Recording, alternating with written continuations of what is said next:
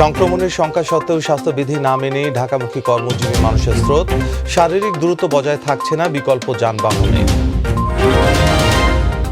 সব পরিবহনে আসনের অর্ধেক যাত্রী, বাস ভাড়া ৮০% বাড়ানোর সুপারিশ, ট্রেনে ভাড়া বাড়ছে না, নৌ পরিবহন কর্মীদের মধ্যে প্রাণ চাঞ্চল্য।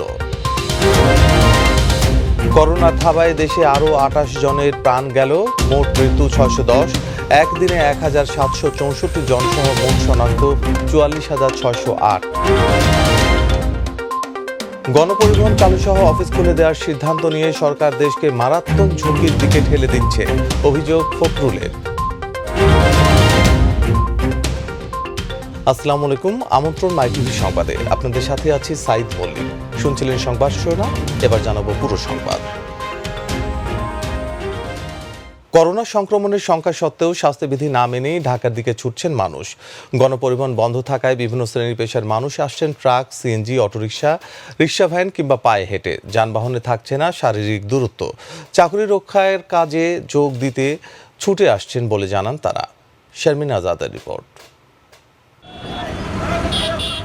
টানা ২ মাস ৪ দিন পর খুলছে অফিস আদালত। সে কারণে দেশের বিভিন্ন জেলা থেকে আসছেন মানুষ। রাজধানীর প্রবেশ পথগুলোতে দেখা যায় মানুষের ভিড়। তারা জানান বিভিন্নভাবে ঝুঁকি নিয়ে ফিরছেন ঢাকায়।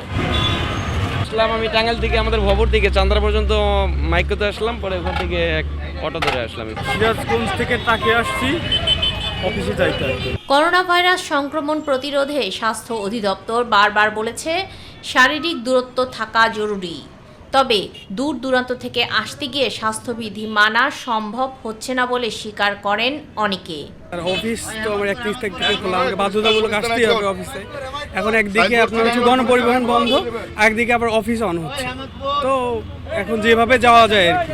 আজকে ডিউটি আছে, এই জন্য আসছি। আসার সময় একটু কষ্ট হয়েছে, আপনাকে ডিউটি তো আসতেই হবে।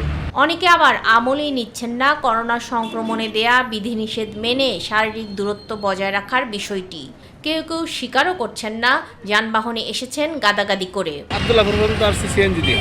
সিএনজিতে কয়জন ছিলেন একসাথে? সিএনজিতে ছিলাম ৪ জন। ৪ জন, সামনে ছিল ২ জন, পিছনে আমরা ২ জন। সামনে আবার ২ জন বসে ছিল। ড্রাইভারের সাথে বসে ২ জন। অটোতে আমাকে চড়তে হয়েছে গাদাগাদি করে এইটুকু, এখন কি বলবো। সিএনজির মাধ্যমে আসলাম নরসিংদী থেকে, আমরা ৫ জন। মাইক্রো বাস ৪ জন আসছে, ৪ জন। গণপরিবহন বন্ধ থাকায় ঢাকায় আসতে বাড়তি ভাড়া গুনতে হয়েছে বলেও জানিয়েছেন অনেকে। ময়মনসিং থেকে আসছি, খুব ভাঙা ডবল ভাড়া দিয়ে দিয়া। শারমিন আজাদ, মাই টিভি, ঢাকা। বাস ভাড়া ৮০% বাড়ানোর সুপারিশ করেছে বিআরটিএ। একই সঙ্গে প্রতিটি বাসে আসন সংখ্যার অর্ধেক যাত্রী বহন করতে হবে বলে সিদ্ধান্ত নেওয়া হয় বৈঠকে। রাজধানীর বিআরটিএ ভবনে ব্যয় বিশ্লেষণ কমিটির বৈঠকে এসব সিদ্ধান্ত গৃহীত হয় বলে বৈঠক শেষে জানান সড়ক পরিবহন কর্তৃপক্ষের চেয়ারম্যান ইউসুফ আলী মোল্লা। এদিকে আগামীকাল সীমিত পরিসরে ট্রেন চলাচল শুরু হবে বলে জানিয়েছেন রেল মন্ত্রী নুরুল ইসলাম সুজন। নতুন করে ভাড়া বৃদ্ধি করা হচ্ছে না বলে জানান তিনি। আরও জানাচ্ছেন রাকিব হাসান। করোনার সংক্রমণ রোধে সরকার ঘোষিত সাধারণ ছুটির পর থেকেই সারা দেশে বন্ধ রয়েছে বাস, ট্রেন, লঞ্চ ও বিমান চলাচল। এরই মধ্যে ছুটি প্রত্যাহার করে সীমিত পরিসরে স্বাস্থ্যবিধি মেনে গণপরিবহন চলাচলের সিদ্ধান্ত নিয়েছে সরকার। সরকারের এই সিদ্ধান্তের প্রেক্ষিতে ৩১ মে থেকে সীমিত পরিসরে ট্রেন চলাচলের সম্ভাবনার কথা জানালেন রেলমন্ত্রী। তবে সামাজিক দূরত্ব বজায় রাখতে অনলাইনে টিকিটিং ব্যবস্থা, যাত্রী সংখ্যা অর্ধেকে নিয়ে আসা, অতিরিক্ত ভাড়া আদায় না করা সহ বেশ কিছু সিদ্ধান্তের কথা জানান তিনি। আগামী ৩১/৫/২০২০ তারিখ হতে ৮ জোড়া আন্তনগর ট্রেন চলাচল শুরু হবে এবং ৩/৬/২০২০ তারিখ হতে এর সাথে আরও ১১ জোড়া ট্রেন যুক্ত হবে। সামাজিক দূরত্ব বজায় রাখার জন্য সকল ট্রেনের টিকিট অনলাইনে সংগ্রহ করার জন্য বলা হলো। সম্মানিত যাত্রী সাধারণকে আবশ্যিকভাবে মাস্ক পরিহিত অবস্থায় স্টেশন এলাকায় বা ট্রেনে ভ্রমণ করতে হবে। ট্রেনের অভ্যন্তরে যাত্রীদের নির্দিষ্ট আসন অবস্থান করতে হবে। এদিকে বাসের ভাড়া পুনর্বিন্যাস করতে বাস মালিক ও শ্রমিক নেতাদের সঙ্গে বৈঠক করে বাংলাদেশ সড়ক পরিবহন কর্তৃপক্ষ। বৈঠক শেষে আন্তঃজেলা চলাচলে বাস, মিনিবাসের ভাড়া ৮০% বাড়ানোর সুপারিশের কথা জানান বিআরটিএর চেয়ারম্যান। প্রতি বাস, মিনিবাসে সাপোজ আমাদের যে সিট ক্যাপাসিটি আছে, সাপোজ ৫০ সিট যদি হয় তাহলে 50% স্টেট 50% প্যাসেঞ্জার ক্যারি করবে 40 সিট যদি হয় সেক্ষেত্রে 20 সিটে প্যাসেঞ্জার 20 জন প্যাসেঞ্জার ক্যারি করবে।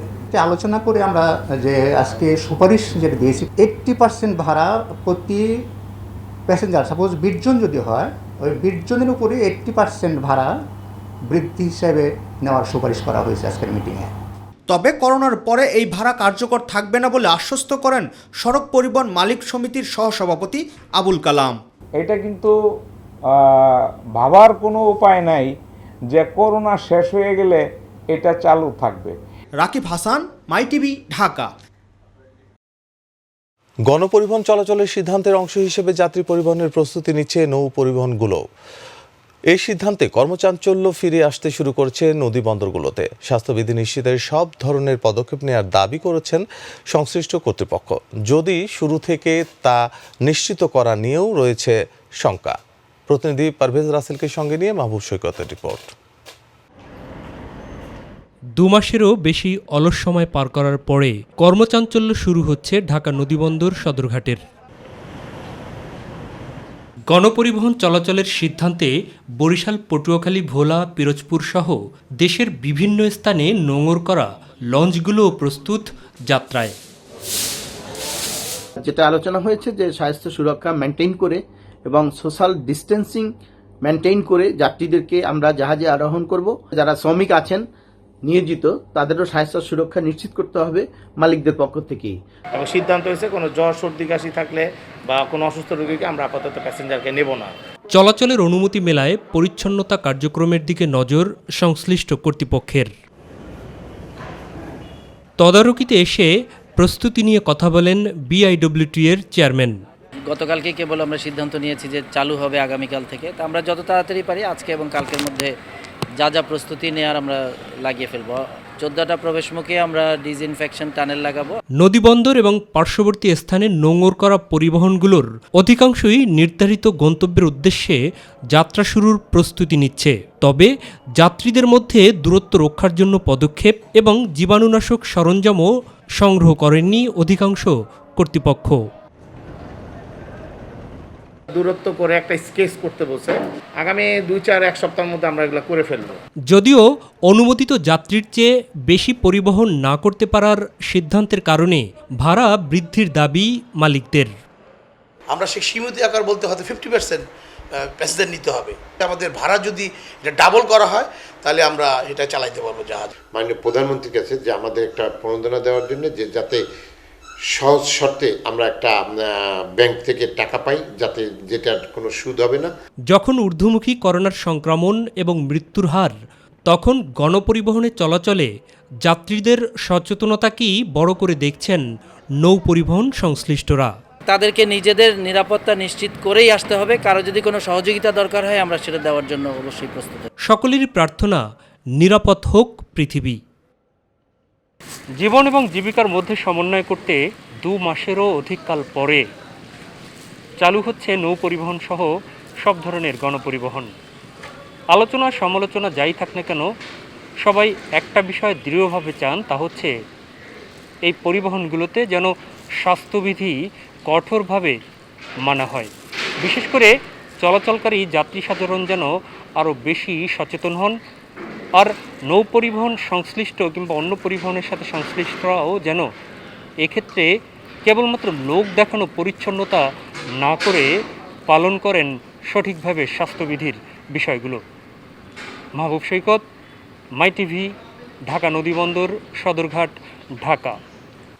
এদিকে চালু হতে যাওয়া বাস ও রেলে যাতায়াতের ক্ষেত্রে স্বাস্থ্যবিধিতে ন্যূনতম ছাড় দিতে চান না সংশ্লিষ্টরা।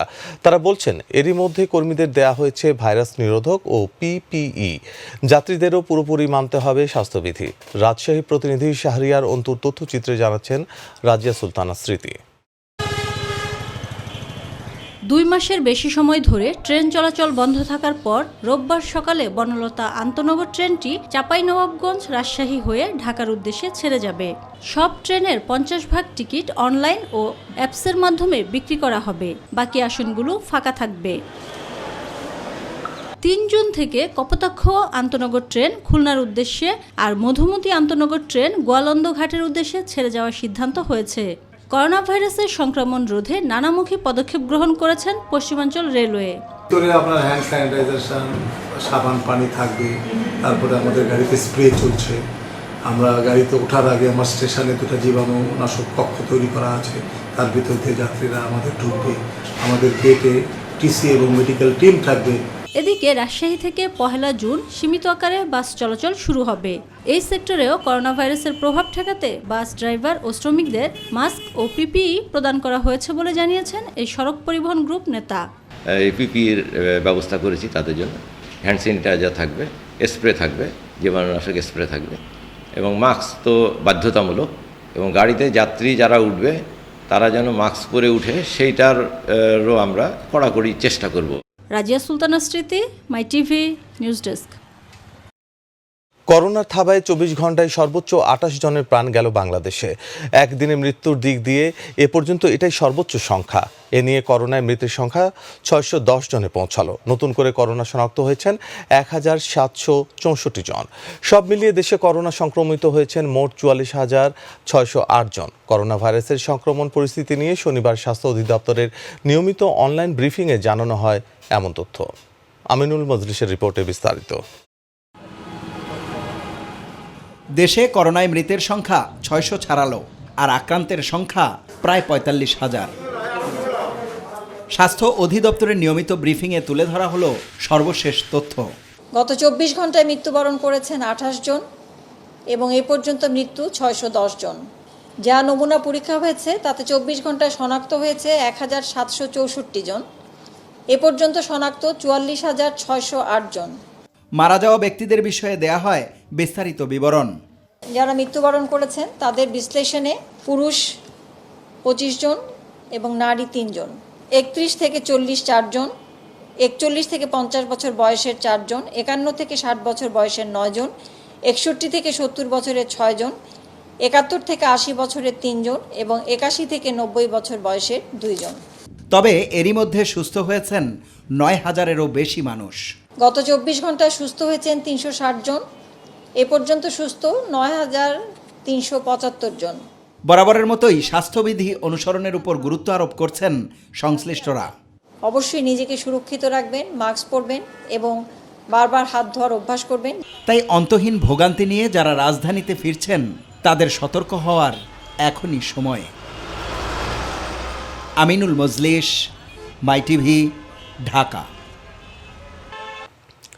গণপরিবহন চালু সহ অফিস খুলে দেওয়ার সিদ্ধান্ত নিয়ে সরকার দেশকে মারাত্মক ঝুঁকির দিকে ঠেলে দিয়েছে বলে অভিযোগ করেছেন বিএনপি মহাসচিব মির্জা ফখরুল ইসলাম আলমগীর। দলের প্রতিষ্ঠাতার শাহাদাত বার্ষিকীতে তাঁর সমাধিতে শ্রদ্ধা নিবেদন শেষে তিনি এ অভিযোগ করেন।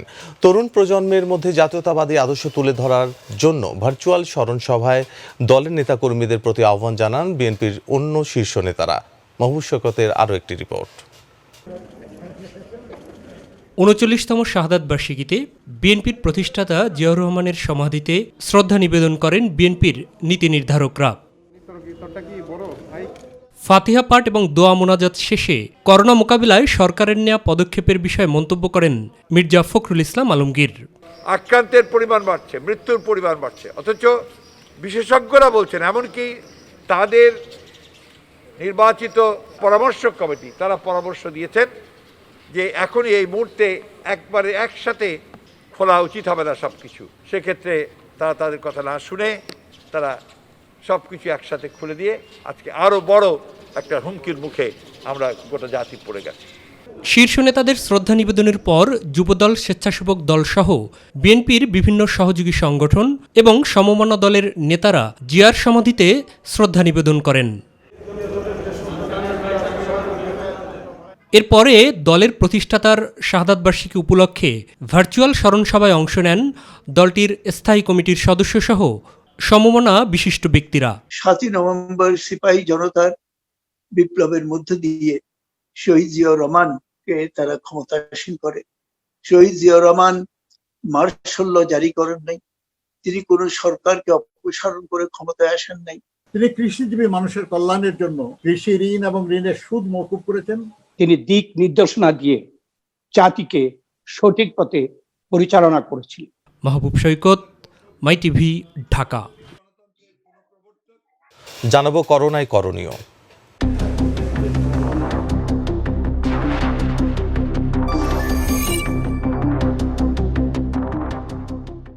বিশ্বের অন্যান্য দেশের মতো বাংলাদেশের অর্থনীতিকে সচল রাখতে লকডাউন শিথিলের সিদ্ধান্ত সময় উপযোগী মনে করলেও করোনার সংক্রমণ বাড়ার আশঙ্কা রয়েছে বলে মনে করছেন স্বাস্থ্য বিশেষজ্ঞরা। এখনও কোনো ভ্যাকসিন তৈরি না হলেও শিগগিরই বিজ্ঞানীরা সফলতার মুখ দেখবেন বলে আশাবাদী তারা। তবে জটিল পরিস্থিতি তৈরি না হলে বাসায় থেকেই করোনার চিকিৎসা নেওয়া উত্তম বলে মনে করছেন শেখ রাসেল গ্যাস্ট্রো লিভার হাসপাতালের পরিচালক। রাকিব হাসানের রিপোর্ট। করোনা ভাইরাসের প্রাদুর্ভাব থেকে রক্ষা পেতে 2 মাসেরও বেশি সময় ধরে চলমান সাধারণ ছুটি এরই মধ্যে শিথিল করার সিদ্ধান্ত নিয়েছে সরকার। চালু করা হচ্ছে গণপরিবহন, খুলে দেওয়া হচ্ছে অফিস আদালত। তবে থেমে নেই করোনার সংক্রমণ, প্রতিদিনই বাড়ছে আক্রান্তের সংখ্যা, মৃত্যুও হচ্ছে অনেকের। এমন পরিস্থিতিতে লকডাউন উঠিয়ে দিলেও স্বাস্থ্যবিধি মেনে চলার উপর জোর দিয়েছেন স্বাস্থ্য বিশেষজ্ঞরা। লকডাউনের বিষয়ে আসলে প্রতিটা দেশেই এই পদ্ধতি অবলম্বন করতে হবে এবং যেটা আলোচনায় আসলো আসলে এই পর্যন্ত কোনো কার্যকর ঔষধ এবং টিকা এখনো উদ্ভাবিত হয়নি। লকডাউন তো এক সময় তুলতেই হবে। একটা দেশ তো বা একটা পুরো বিশ্ব তো আর এরকম থমকে থাকতে পারবে না দীর্ঘদিন। তো লকডাউন উঠাই দিলেও আমরা মনে করি যে স্বাস্থ্যবিধিগুলো মানা সবার উচিত। আমি যদি গণপরিবহন ব্যবহার করি, গণপরিবহনে এরকম ডিস্টেন্সিং মেনটেন করে আমরা উঠতে হবে। তবে যে কোনো রোগের ভ্যাকসিন আবিষ্কার একটি সময় সাপেক্ষ ব্যাপার উল্লেখ করে করোনার সাথে নিজেকে মানিয়ে নেওয়ার পরামর্শ এই দুই স্বাস্থ্য কর্মকর্তার। যেহেতু ভ্যাকসিন আমি পাচ্ছি না এবং এটা অনেকদিন ধরে চলবে, সুতরাং এটার সাথে মানায় নিয়ে আমাদেরকে চলতে হবে। আর মানানোর মানে হলে আমাকে স্বাস্থ্যবিধিগুলো মেনেই স্বাভাবিক কাজকর্ম করার চেষ্টা করতে হবে। তাইলে আমরা মনে করি যে আমাদের দৈনন্দিন জীবনযাত্রা থেকে শুরু করে অর্থনৈতিক কর্মকাণ্ড, সামাজিক জীবন সব কিছু হয়তো আমরা সীমিত আকারে হলেও ফেরতে আসতে পারবো না, নয়তো আমরা আসলে ঝুঁকির মধ্যে থাকবই। এখন আমরা শুধুমাত্র সিমটোমেটিক চিকিৎসা এবং আপনার সবচেয়ে বড় প্রমাণিত সত্য হচ্ছে এই রোগীর একটা বিরাট অংশের অক্সিজেন প্রয়োজন হয়। তারা বলছেন পরিস্থিতি জটিল না হলে বাসায় থেকে চিকিৎসকের পরামর্শ অনুযায়ী চিকিৎসা নেওয়াটাই উত্তম। যাদের ভেন্টিলেশন দরকার হয় তাদের পরিণতি কিন্তু সবসময় খারাপই বেশি হয়, অ্যাটলিস্ট 40 to 50% ডেথ হয়। তো আমরা বলবো যে আপনার যদি সেরকম সিমটম না থাকে, অল্প মাত্রার সিমটম থাকে, তাইলে সম্ভবত আপনি বাসায় থেকে চিকিৎসা করতে পারবেন। তবে আমরা বলবো যে চিকিৎসা বাসা থেকে করলেও আপনি একজন ডাক্তারের সাথে আপনার কন্টিনিউ যোগাযোগ থাকা উচিত। রাকিব হাসান, মাই টিভি, ঢাকা। সব হাসপাতালের ফোন নম্বরে টেলিভিশন। জানাবো গ্রাম বাংলার খবর।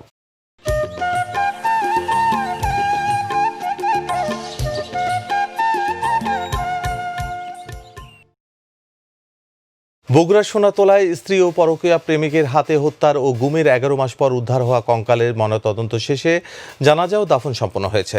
সন্ধ্যায় স্বাস্থ্যবিধি মেনে তার বাড়িতে প্রশাসনের উপস্থিতিতে দাফন সম্পন্ন হয়। এ সময় স্থানীয় জনপ্রতিনিধি, প্রতিবেশী ও স্বজনেরা উপস্থিত ছিলেন।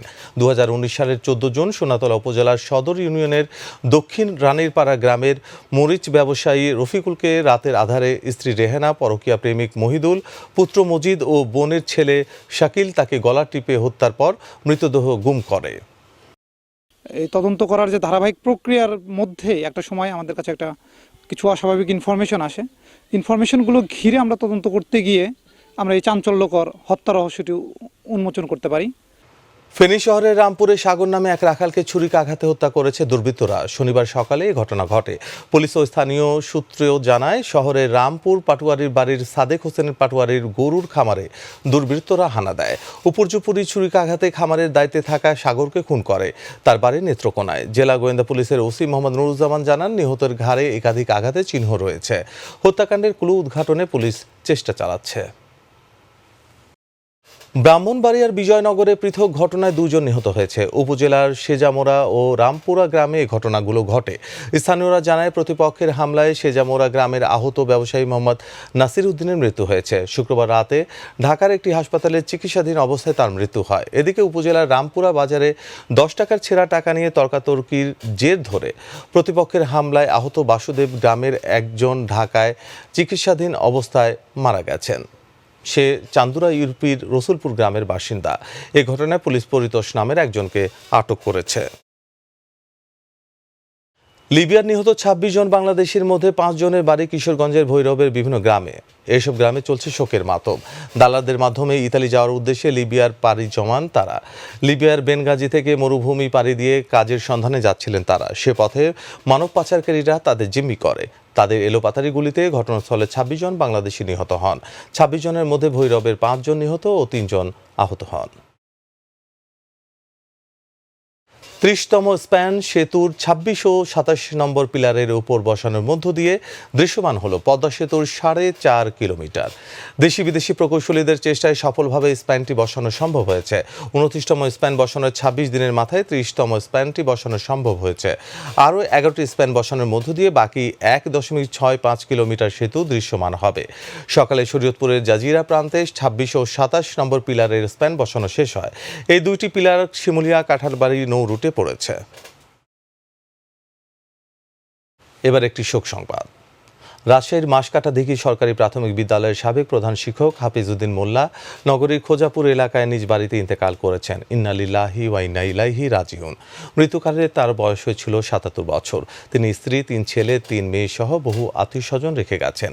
তাকে খোজাপুর গোরস্থানে দাফন করা হয়েছে। শিক্ষানুরাগী হাফিজউদ্দিন দেশের বিভিন্ন স্কুলে শিক্ষকতা করেছেন এবং শিক্ষায় মানুষকে উৎসাহিত করেছেন। তার বড় ছেলে মাই টিভির সিনিয়র বার্তা প্রযোজক আব্দুল্লাহ হিল কাফি সকলের কাছে দোয়া চেয়েছেন।